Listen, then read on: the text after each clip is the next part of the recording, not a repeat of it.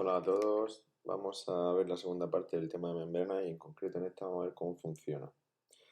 Lo primero que vamos a ver es las funciones de la membrana biológica. Esa pregunta la tenéis en la página 142.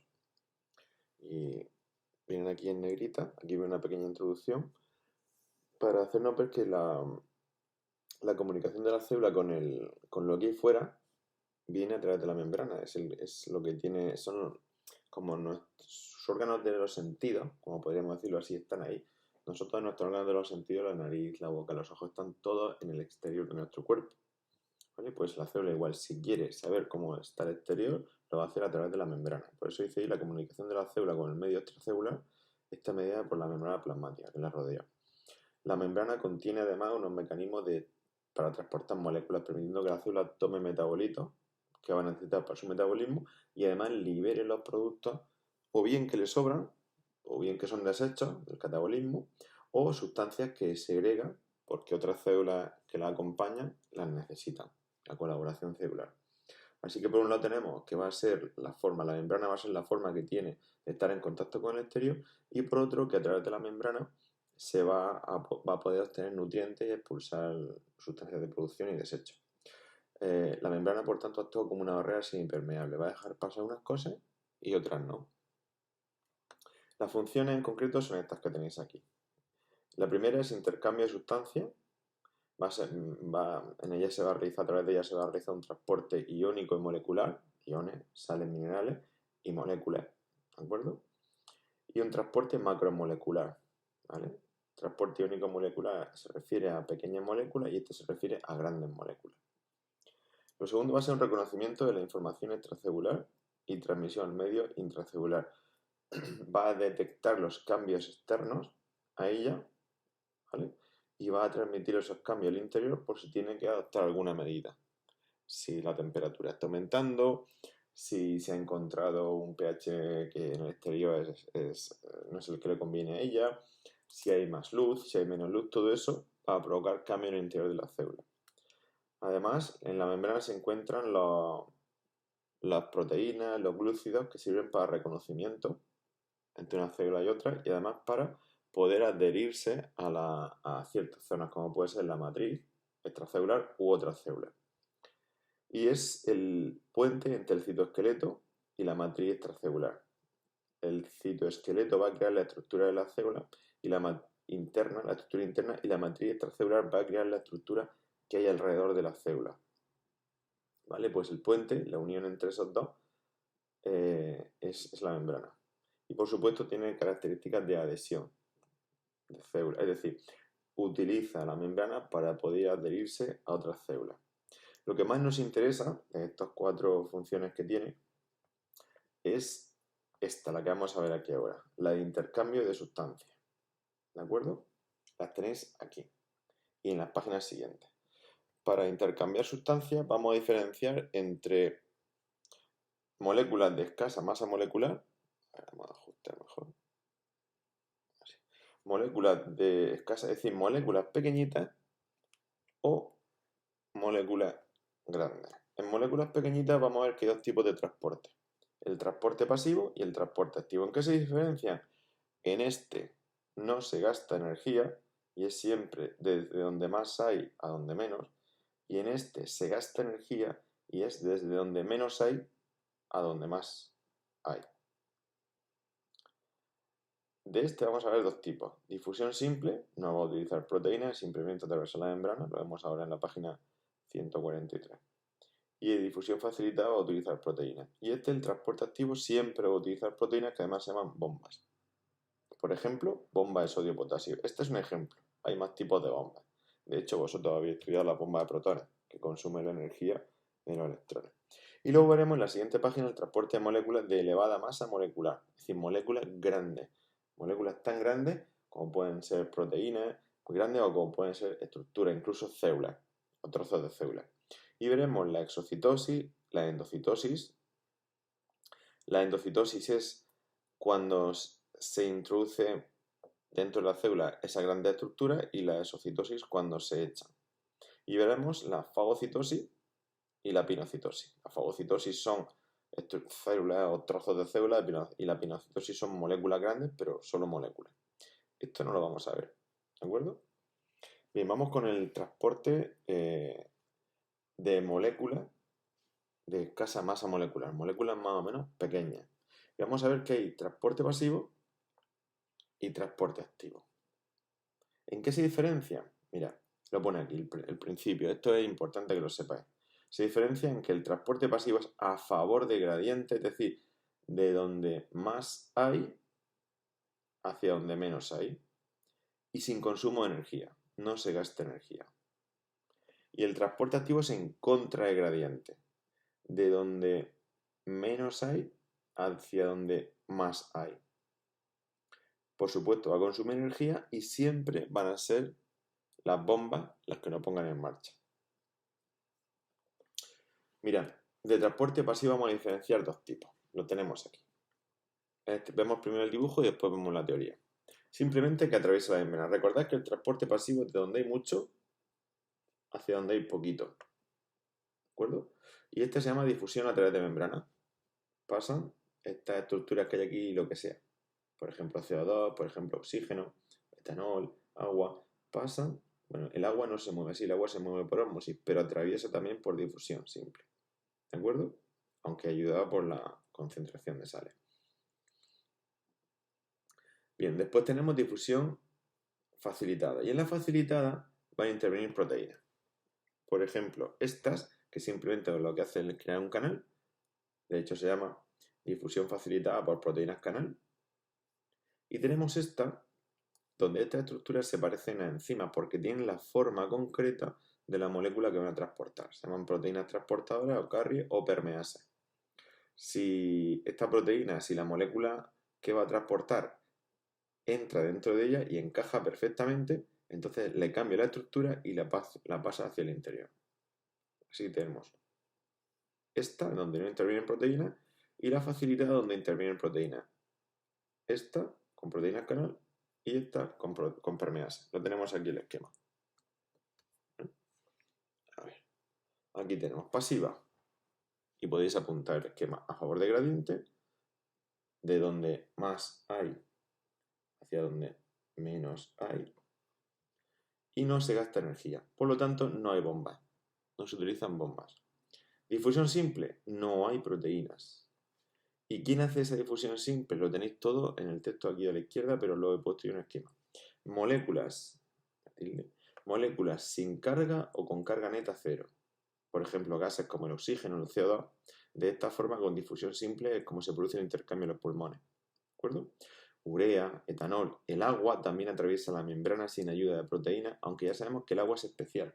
Para el agua ya vimos en su transporte, ya vimos la ósmosis en los primeros temas. Y después tenemos difusión facilitada. La facilitada o mediada, aquí van a intervenir proteínas y hay de dos tipos. Ya hemos explicado. Las proteínas canal o canales iónicos, estas de aquí.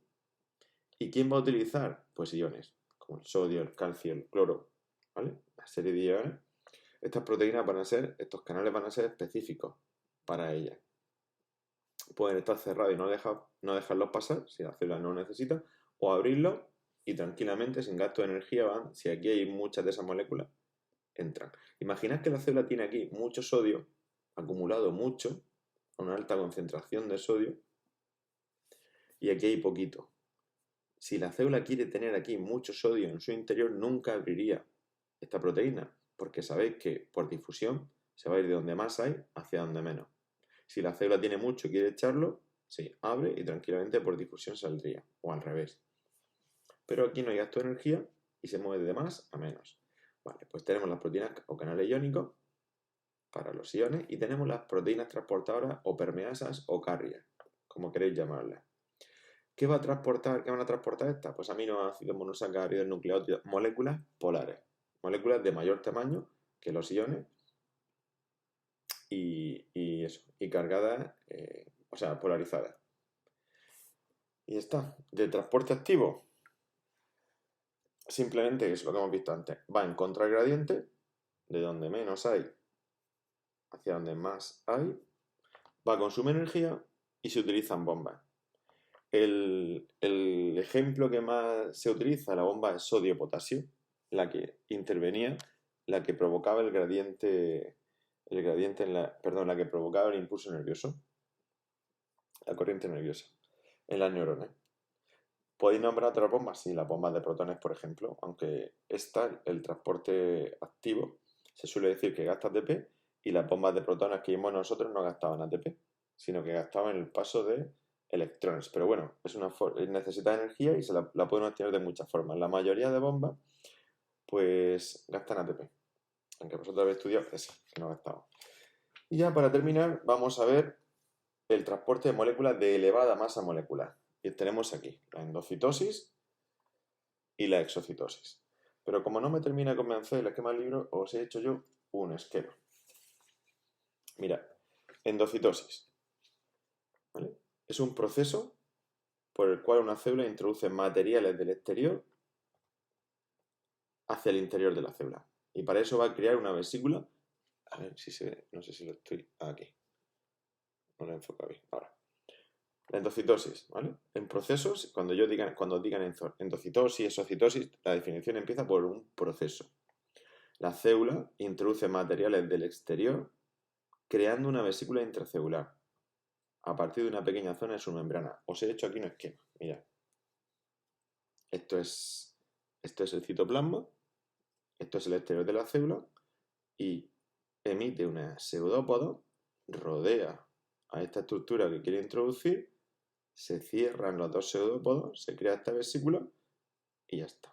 Es decir, acaba de introducir hacia el interior celular una estructura que ella quería, la célula necesita, creando una vesícula. Existe esa forma con pseudópodos y existe esta forma creando una protuberancia hacia dentro, una invaginación. Se crea la protuberancia, se estrangula y al final se crea una vesícula. Así que lo que os he puesto aquí, la célula introduce materiales del exterior creando una vesícula intracelular. Se va a llamar vesícula de endocitosis. No es difícil el nombre. Y la célula pierde membrana. Al hacerlo, al utilizar parte de su membrana para introducir esos materiales del exterior, ¿vale? Este trozo de membrana que ha hecho los pseudópodos es el que forma la vesícula. Así que cuando hace la endocitosis, la célula pierde un poquito de membrana. Una vez creada la vesícula de endocitosis, a esta se le unen lisosomas. La célula lo que va a querer es digerir esas estructuras. Así que se unen lisosomas que con sus enzimas digestivas pues van a degradar todo el material que se ha endocitado. Esto la célula lo hace o para defenderse o para nutrirse. Así que este material que ha entrado será destruido con lisosomas. Va a haber dos tipos, depende de lo que entre. Si el material ingerido son partículas muy grandes como bacterias, virus, células eucariotas, restos celulares, se va a realizar de esta forma, mediante una fagocitosis, como he dicho antes, emitiendo pseudópodos. Aquí participa el citoesqueleto, ¿de acuerdo? Y mediante estos 5 dibujitos, esta secuencia de 5 dibujos, vosotros podéis representar una fagocitosis o una endocitosis por emisión de pseudópodos, ¿de acuerdo? Recordad, esta estructura es muy grande, células, virus. Esto es lo que hacen, por ejemplo, nuestros fagocitos, los glóbulos blancos que fagocitan, como dice su nombre, o endocita. La fagocitosis es un tipo de endocitosis, ¿de acuerdo? Bien, pues nuestros glóbulos blancos, los fagocitos, macrófagos, neutrófilos, van a emitir pseudópodos, van a atrapar a esos microorganismos que nos molestan, protozoos, bacterias, virus, los van a meter en una vesícula y van a crear un fagosoma. Aquí vendrán después los lisosomas, soltarán sus enzimas y destruirán todo lo que hay aquí, se digerirá. Como aquí lo he explicado, la célula extiende unas prolongaciones de membrana gracias al citoesqueleto, es decir, el citoesqueleto está por aquí dentro, llamadas pseudópodos, que van rodeando a la partícula que va a ser fagocitada hasta formar la vesícula de endocitosis, que tiene un nombre especial. Se llama fagosoma, ¿vale? Todas, tanto esta como esta, son vesículas de endocitosis, pero a esta, por ser por fagocitosis, se le llama fagosoma. Aunque si decir vesícula de endocitosis está bien. Y luego tenemos otro tipo, la pinocitosis. El material endocitado son moléculas mucho más grandes que la que hemos visto antes, cuando hemos hablado aquí de de transporte pasivo y activo. Aquí van a ser moléculas pequeñitas. Aquí son moléculas más grandes, ¿de acuerdo? Pero no tan grandes como la de fagocitosis, que más que moléculas, la fagocitosis se introduce al interior de la célula, otras células incluso. Vale, pues la pinocitosis, ponemos aquí el material endocitado, son partículas de pequeño tamaño, es decir, moléculas. Aquí hemos visto, os he dicho que eran bacterias, virus, células, y aquí van a ser moléculas, macromoléculas. Podemos poner aquí macromoléculas. Se realiza fundamentalmente para nutrición. La fagocitosis era para nutrición o defensa, recordad nuestro glóbulo blanco, y la pinocitosis sobre todo para nutrición. La célula va a crear una invaginación, que es una depresión de la membrana, la vemos aquí, ¿vale? Gracias a una proteína que se llama clatrina. La clatrina es una proteína contráctil, se fija la membrana por dentro y contrae la membrana plasmática. Mira, os voy a enseñar una fotografía de microscopio electrónico. Aquí está. Tengo en otro libro. Esto que estáis viendo aquí, esta imagen, es una fotografía con microscopio electrónico de barrido que permite ver 3 dimensiones. Y han hecho una fotografía, esto es una pasada, han hecho una fotografía por la parte interior de una membrana. O sea, imaginad que nosotros estuviésemos en el citoplasma de una célula y estuviésemos mirando hacia la membrana. Detrás de esta estructura negra que estáis viendo estaría el exterior de la célula.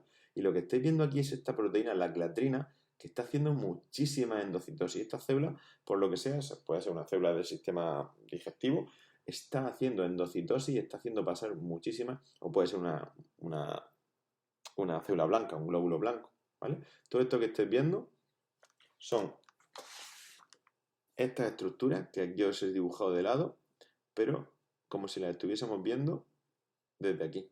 Si estuviésemos mirando por aquí nosotros, estaríamos viendo esta estructura, ¿de acuerdo? Esta sería la clatrina.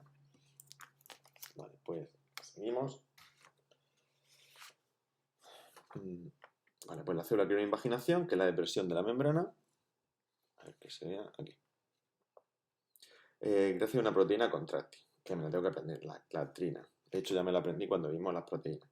Se fija en la parte interna de la membrana y esa depresión se va agrandando y engloba las partículas hasta formar la vesícula de endocitosis.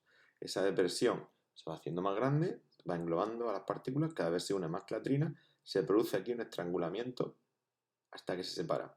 Y una vez que se ha logrado crear la vesícula de endocitosis, ya la clatrina se separa, se queda cerca de la membrana por si le llega otra vez la orden, y esta vesícula de endocitosis irá hacia el interior a unirse a un lisosoma igual.